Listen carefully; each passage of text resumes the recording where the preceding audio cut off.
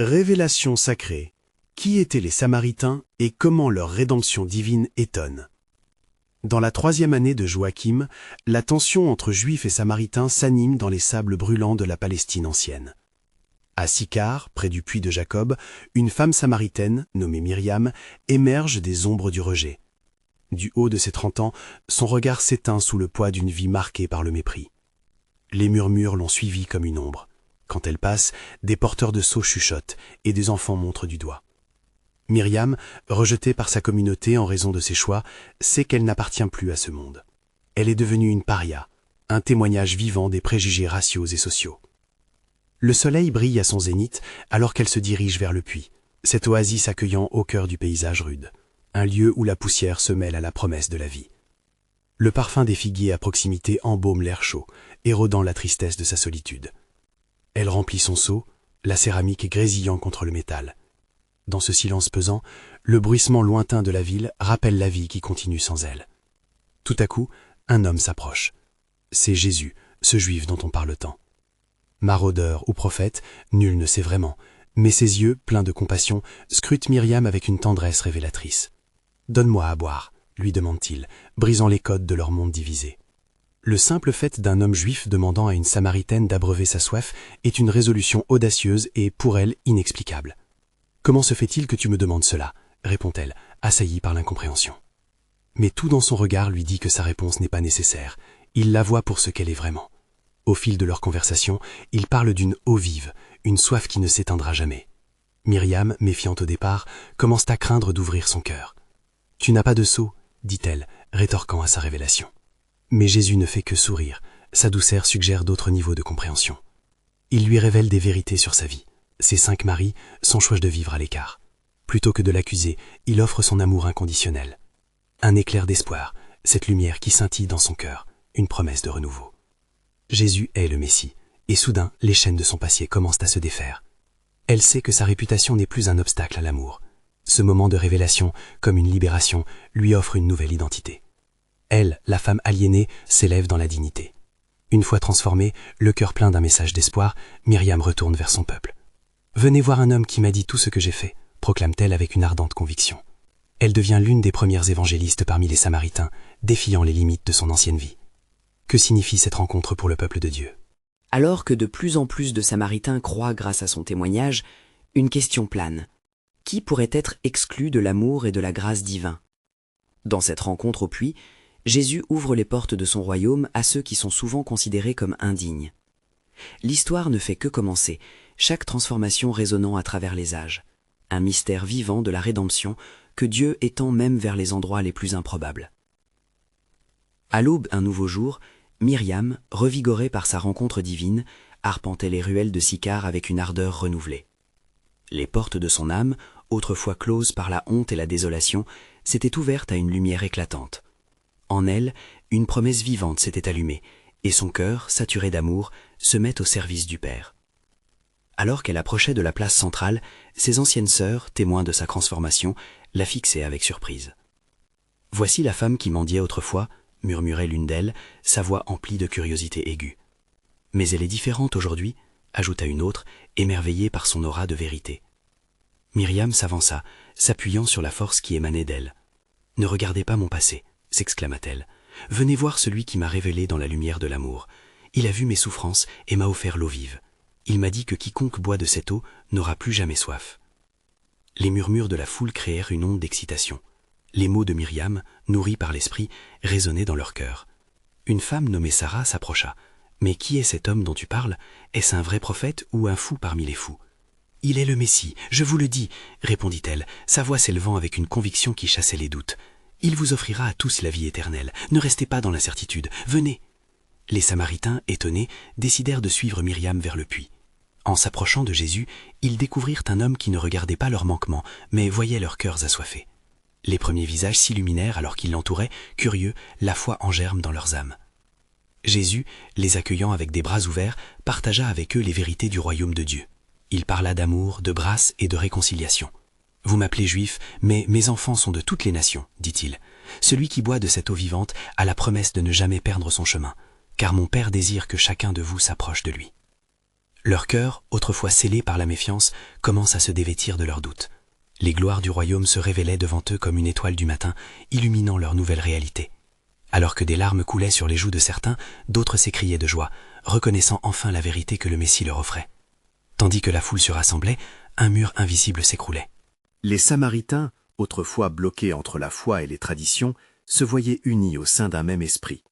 Leurs prières ferventes résonnaient ensemble, un appel à la rédemption, une demande pour ce qu'un Messie avait promis. Et là, parmi ces âmes affamées, Jésus fit une pause. Il observa chaque visage tourné vers lui, chaque cœur battant avec un espoir nouveau. « Croyez-vous en ce que je suis ?» demanda-t-il, une douce exigence dans sa voix. « Car le temps est venu où la vraie adoration se lèvera, non seulement à Jérusalem, mais partout où grande est la soif. » Myriam comprit alors que ce qu'elle avait vécu n'était qu'un début. Autour d'elle, des vies étaient en train d'être transformées, non seulement à travers ces mots, mais à travers la divine intervention de celui qui était plus grand que tout. L'ombre de l'exclusion commençait à se dissiper, illuminée par la lumière de l'acceptation et de la foi.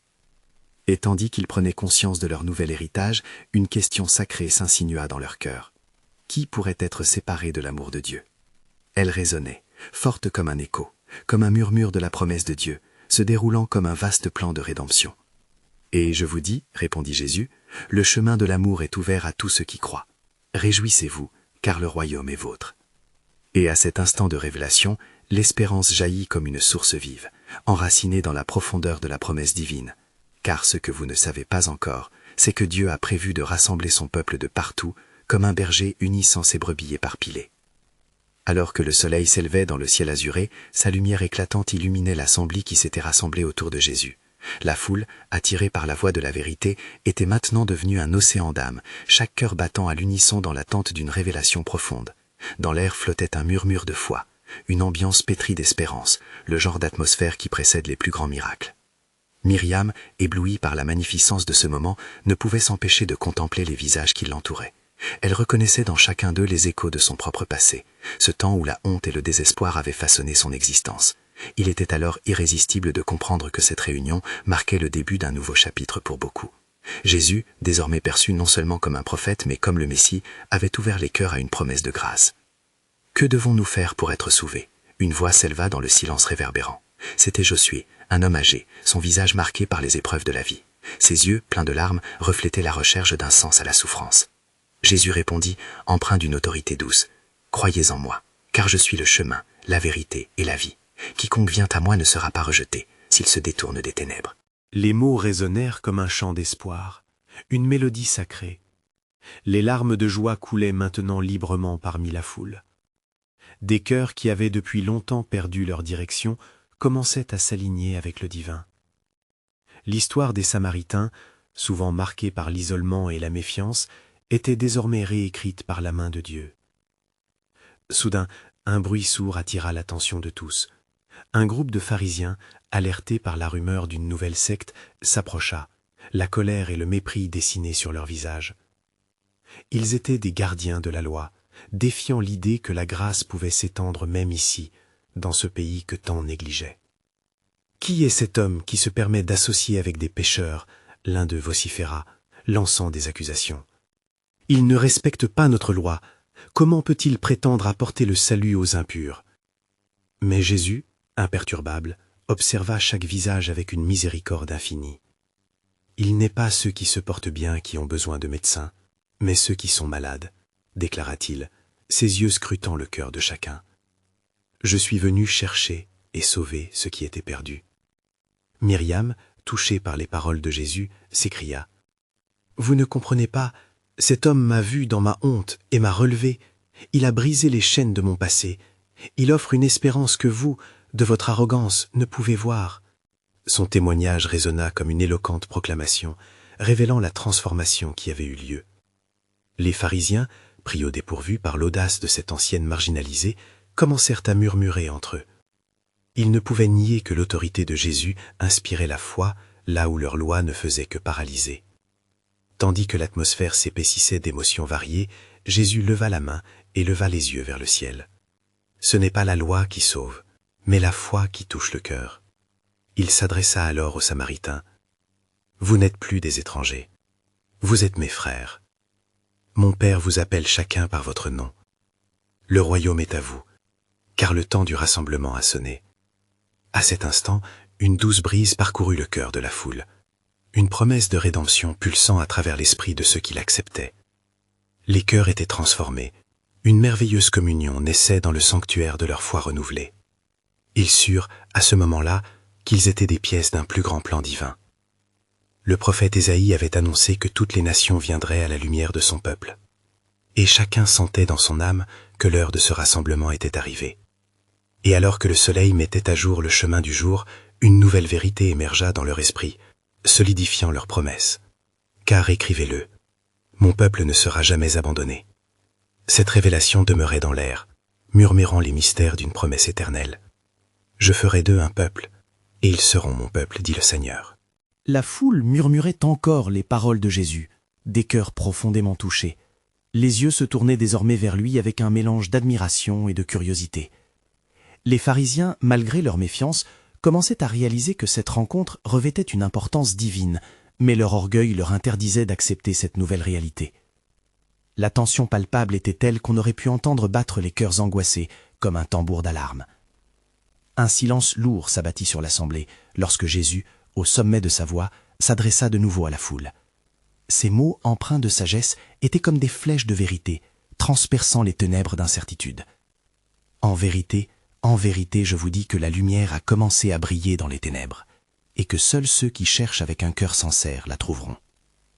Les disciples proches de lui échangeaient des regards étonnés. Pierre, toujours impétueux, ne put s'empêcher de demander « Maître, que signifie cette lumière pour ceux qui se sentent rejetés ?» Jésus lui répondit avec douceur « C'est pour ceux qui croient que je suis venu. Rappelle-toi ce que les livres ont proclamé. Le peuple qui était dans les ténèbres a vu une grande lumière. » Matthieu 4,16. Au milieu de ces vérités révélées, Josué, le vieil homme aux larmes encore brillantes sur ses joues, prit courage et s'avança. « Seigneur, je suis un pécheur, mais je sais maintenant que tu es celui qui nous guérit, qui nous fait briller de ta lumière. Que dois-je faire, je te prie ?» Jésus fixa ses yeux sur lui, ses mots se posant tels des bras réconfortants autour de l'âme tourmentée. « Repens-toi et sois baptisé, afin que tes péchés soient remis. Car là où le péché abonde, la grâce surabonde aussi. » La foule, en état d'éveil spirituel, commença à se mouvoir comme un seul être, inspiré par l'exemple de Josué. Le jeune Lévi, qui se tenait en retrait, s'approcha, les mains tremblantes. « Moi aussi, maître, je désire faire partie de cette nouvelle vie. Accepte-moi tel que je suis. » Tout en observant ces âmes transformatrices, les pharisiens éclatèrent de rage. « Nous ne permettrons pas que cette infamie prospère !» s'écria l'un d'eux. « Qu'il soit connu, nous opposons à cette secte. » Mais Jésus, avec une sagesse infinie, répondit « Le roi de ce monde bâtit des murs, mais le royaume de mon Père abolit les barrières. Je suis avec ceux qui se tournent vers moi et reçoivent la miséricorde. Pensez-vous qu'une brebis perdue ne mérite pas d'être recherchée ?» Luc 15,4. Les cœurs de la foule se soulevèrent dans un élan de ferveur. Avec une humble gratitude, elle leva les bras vers le ciel, témoin d'une grâce surnaturelle qui frémissait dans l'air. Les disciples se regardèrent, le regard chargé d'émerveillement. Ils savaient que ce moment marquait le début de quelque chose de transcendant, porteur d'une promesse plurielle. Tandis que le soleil s'inclinait à l'horizon, peignant le ciel de couleurs flamboyantes, Jésus annonça « En vérité, je vous le déclare, tout ce que vous demandez avec foi, je le ferai, car le plan de mon Père est réuni en moi. » À cet instant précis, un murmure résonna dans la multitude, une promesse murmurée par les cieux. Et au cœur de cette assemblée vibrante, la voix divine s'éleva, magnifiant la révélation du savoir éternel. « Car voici, je crée de nouveaux cieux et une nouvelle terre, et le passé ne sera plus en mémoire. » Ésaïe 65, 17. La promesse d'un renouveau se tenait au seuil de leur existence, révélant un avenir délicieux, tissé des bienfaits divins. La lumière du crépuscule s'éteignait lentement, laissant la scène baignée dans une lueur douce et dorée. Les murmures de la foule se faisaient plus insistants, chacun se demandant quel serait le prochain acte de leur maître. Jésus, conscient du regard de ceux qui l'entouraient, savait que l'heure était venue de révéler davantage de son ministère. « Écoutez-moi, peuple bien-aimé », commença-t-il, sa voix résonnant comme un doux souffle de vent. « Aujourd'hui, je vous parle des Samaritains, ces personnes souvent méprisées et rejetées par les nôtres. » La proximité d'une telle révélation provoqua un murmure d'incrédulité dans l'assemblée. Les Samaritains, descendants des anciens Israélites et des étrangers, avaient été longtemps vilipendés pour leur mélange de croyances et de pratiques. Mais Jésus, avec une profondeur de compassion, poursuivit. Vous vous rappelez de la parabole que je vous ai racontée, celle du bon Samaritain? Des visages se tournaient, se remémorant l'histoire qu'il avait partagée. Ce qui était considéré comme impur, je le choisis pour manifester ma grande miséricorde. Quand l'autre homme, l'Israélite, ignore son frère blessé, c'est celui que vous rejetez qui s'arrête pour apporter guérison. Il fit une pause, son regard se posant sur chaque visage, capturant leur attention. Alors, vous interrogerez-vous sur la profondeur de votre propre cœur. Peut-être révélera-t-il des zones d'ombre, des préjugés qui vous éloignent de mon amour inconditionnel. En vérité, je le déclare, ceux que vous croyez éloignés ou perdus sont souvent plus proches de moi que ceux parmi vous qui se croient justes. Des murmures choqués étouffaient ces mots. Pierre, perplexe, se tourna vers Jean. Que veut dire notre maître? Nous avons toujours été en sécurité dans notre terre, loin de ces païens. Jésus reprit. Le royaume de Dieu est semblable à une grande fête, où les invités ne sont pas seulement ceux qui se tiennent dans les allées, mais aussi ceux que le monde a en horreur. Je les appelle et je les accepte. Une voix s'éleva alors du milieu de la foule. C'était Lévi, le jeune homme qui avait osé avouer sa foi. Mais Seigneur, comment un homme peut-il croire ainsi, avec tant de doutes et de divisions? Avec une tendresse infinie, Jésus répondit. Qui dit que la lumière ne peut pas briller dans l'obscurité? Ce qui semble impossible à l'homme, le Père l'a déjà accompli. À travers moi, même le plus éloigné peut se rapprocher de l'amour divin. Les cœurs, piqués par cette vérité, étaient redynamisés par l'espoir. Josué, sur le côté, levant les bras comme pour recevoir une bénédiction, demanda « Seigneur, que dois-je faire maintenant ?» Jésus observa l'assemblée, sa voix se levant au-dessus de l'agitation qui l'entourait. « Soyez ce que vous êtes appelés à être. Rejetez l'amertume et la haine et allumez les lampes de votre cœur. Acceptez l'appel d'aimer ceux qui sont différents, même si cela fait frémir votre âme. Ceci est le chemin de mon royaume. »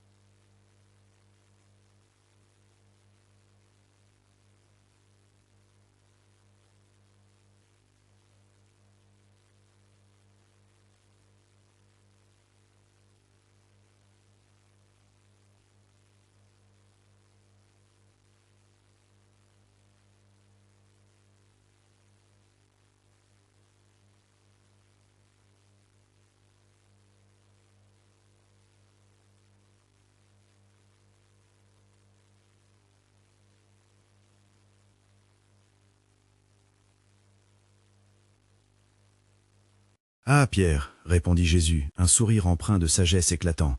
Il est vrai que les chemins de l'humanité sont souvent remplis de divisions, mais n'oubliez pas la promesse. Ceux qui cherchent trouvent, ceux qui frappent verront la porte ouverte. La lumière, si elle éclaire un chemin, ne fait pas de distinction entre celui qui le prend et celui qui hésite. Un murmure d'acquiescement se propagea dans l'assemblée, alors que certains commençaient à ressentir une transformation intérieure. Jésus savait que cette méthode de rassemblement devait s'opérer dans la douleur, mais également par le travail de l'Esprit Saint. « Regardez, continua-t-il avec autorité, dans le royaume que je bâtis, le premier sera dernier et le dernier sera premier. Je vous appelle à briser vos préjugés, à élargir le cercle de votre amour. » Une angoisse palpable monta parmi les disciples, confrontés à l'idée dramatiquement nouvelle que leur mienne relation avec Dieu pouvait être partagée avec ceux qu'ils avaient longtemps considérés comme indésirables. La voix de Jésus s'éleva avec une force audacieuse. « Ce que vous considérez comme une exclusion, je le transforme en inclusion. Souvenez-vous de la prophétie de Jérémie. Je rassemblerai mes brebis, je leur donnerai une terre fertile et ils trouveront repos. » Le cœur des témoins battait comme un tambour sacré. Le dénouement, le retournement avaient davantage de sens que jamais. Jésus regarda chacun des visages contemplatifs autour de lui.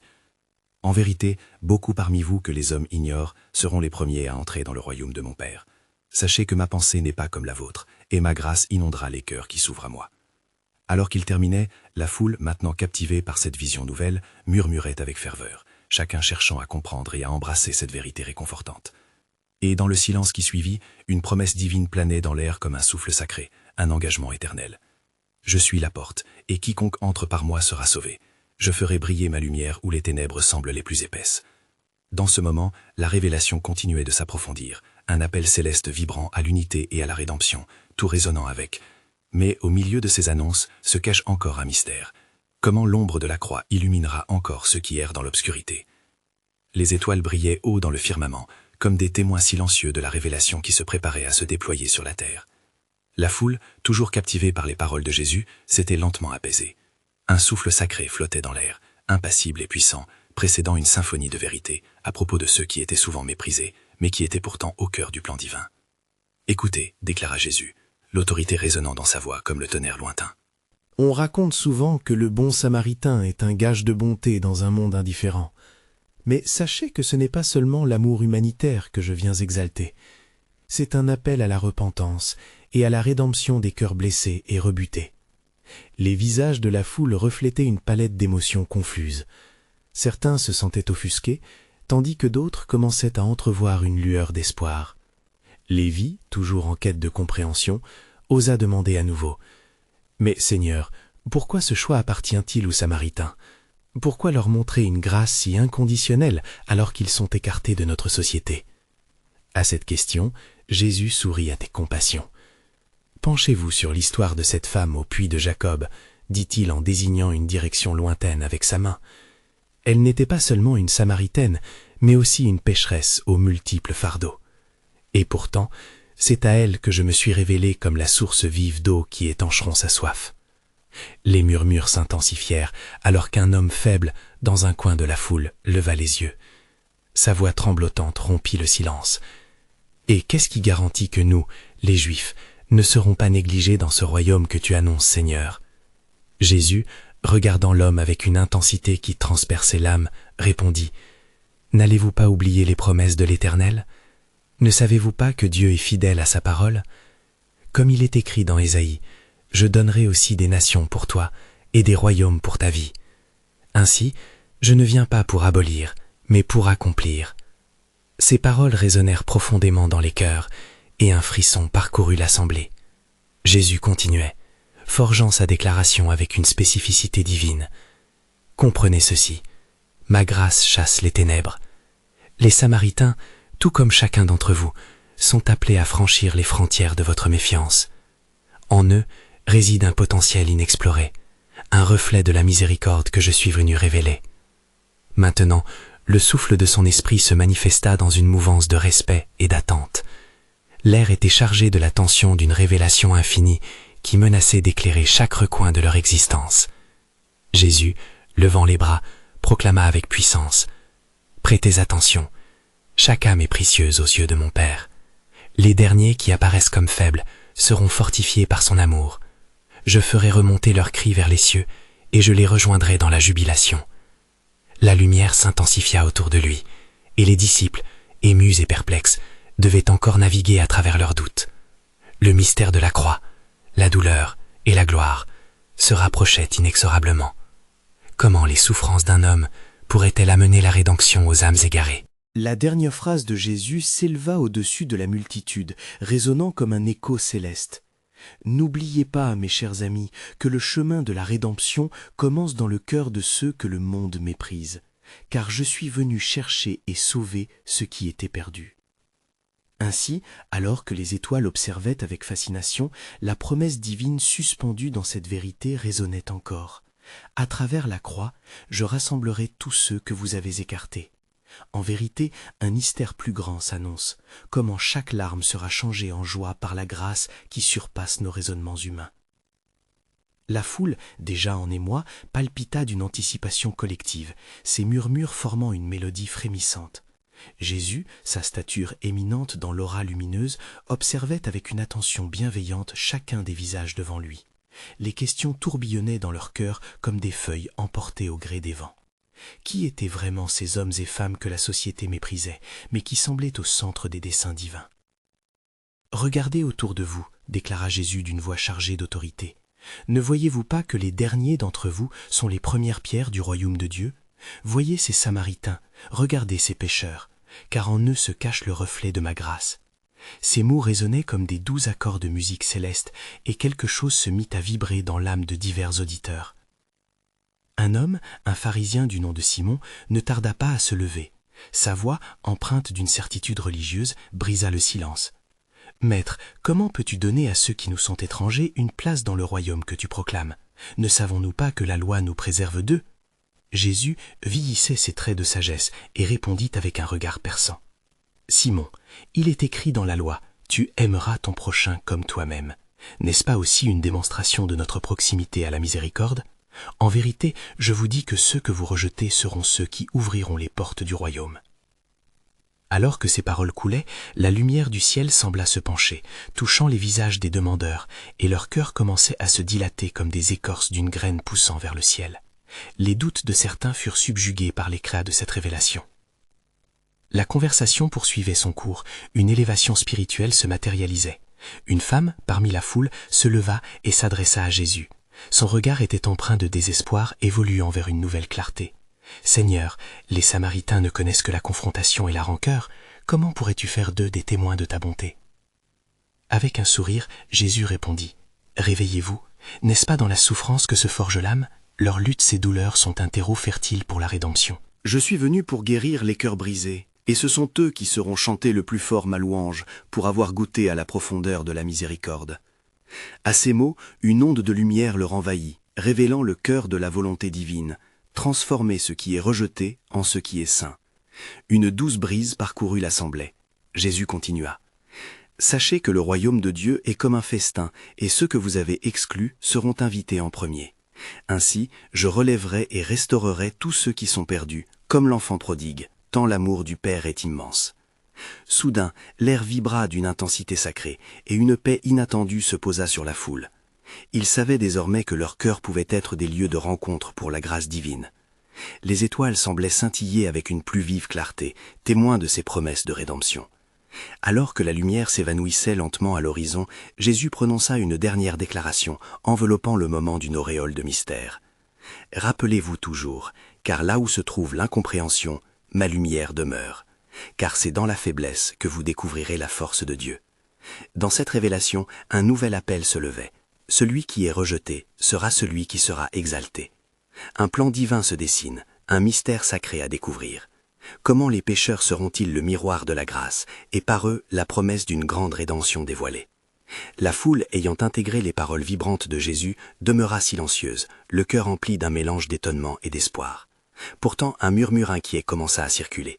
Des pharisiens qui avaient toujours tenu leur supériorité à l'égard de ceux qu'ils considéraient comme des impurs échangèrent des regards louches, leur cœur se raidissant à la pensée de ce qu'ils entendaient. « Qu'est-ce que cet enseignement scandaleux ?» chuchota un des pharisiens parmi eux, désignant Jésus d'un geste dédaigneux. Des voix s'élevèrent en réponse, faisant écho aux doutes croissants. « Pensez-vous qu'il soit vraiment le Messie? Comment pourrait-il nous enseigner de cette manière, en bafouant nos traditions, en appelant les pécheurs bénis ?» Jésus, ayant saisi le trouble dans l'air, s'avança encore une fois vers la foule, sa présence rassurante comme un phare dans la tempête. Ses yeux cherchaient les regards tristes et confus auxquels il voulait apporter la lumière. « Ne craignez-vous pas, car je ne suis pas venu à ceux qui se croient justes, mais à ceux qui réalisent leur besoin de salut », déclara-t-il d'un ton plein de compassion. Un homme au fond du groupe, connu comme Joram, un ancien collecteur d'impôts, se leva avec hésitation. Un murmure, tenu pour un pécheur notoire, circula parmi les auditeurs. « Seigneur, moi-même, je suis le reflet de la honte que tu parles, mais j'aspire à ta miséricorde. Montre-moi tes voies. » Les spectateurs retenaient leur souffle, le visage de Jésus illuminé d'amour. « Joram, sache que ta tentative de venir vers moi est déjà une victoire sur les ténèbres de ton passé. Je dis ceci, les pécheurs seront ceux qui trouveront en moi la restauration. Il est écrit, je ne suis pas venu pour appeler des justes, mais des pécheurs à la repentance. » Luc 5, 32. Une sensation d'étonnement envahit la foule, alors qu'une lueur de compréhension se propageait parmi eux. Des larmes commencèrent à couler des yeux de plusieurs, touchés par la promesse de rédemption. Cependant, les pharisiens, refusant d'accueillir cette nouvelle révélation, se tinrent à l'écart, murmurant des accusations. « Il est indigne, ce Jésus, toujours les rassembler au lieu de les éloigner. Qui ose prétendre qu'un Samaritain puisse témoigner de la gloire divine ?» Leur mécontentement atteignait les cieux, mais Jésus, sans compter leur hostilité, tourna son regard vers eux et répondit « Ne savez-vous pas, ô hommes de peu de foi, que ceux qui sont rejetés par vous sont de précieux vaisseaux de ma grâce? Car il est écrit « Je ferai de mes ennemis mes amis » Psaume 23, 5. Les cœurs de sa propre formation, comme des pierres brisées, commencèrent à révéler une crescence de vérité. Au fond, le désespoir partagé, la recherche de vérité les liait tous. « Qui donc est cet homme pour parler ainsi ?» s'interrogeait un pharisien avec un mélange de crainte et de curiosité. Alors que la discussion continuait, la lumière du soleil déclina et la douceur du crépuscule enveloppait la scène d'une lumière dorée. Jésus leur lança une autre révélation mystérieuse. « Et je vous le dis, dans le royaume de Dieu, le premier sera le dernier, et le dernier sera le premier. Car ce qui semble idiot ou égaré selon vos yeux est en réalité le reflet de ma sagesse. » Les étoiles brillèrent, alors que Jésus s'approchait de ceux qui avaient souvent été laissés pour compte, illuminant leur chemin avec des promesses de joie et d'espérance. À ce moment, une lumière s'alluma dans les cœurs des spectateurs, réalisant qu'un revirement miraculeux de leur destin était à portée de main. Car il fera surgir la joie d'une grande rédemption du sein de ce qui est considéré comme faible. Ainsi s'ouvrait un tumulte de questions. Comment l'écho de la grâce touchera-t-il les cœurs des hommes tombés et leur révélera-t-il le chemin de la rédemption dans l'éclat de la gloire divine?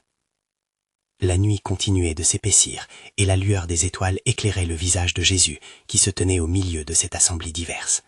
Le murmure de la foule, riche d'émotions mélangées, témoignait de l'impact de ses paroles. Des échos de questions circulaient parmi ceux qui cherchaient des réponses, désireux de comprendre cette nouvelle révélation.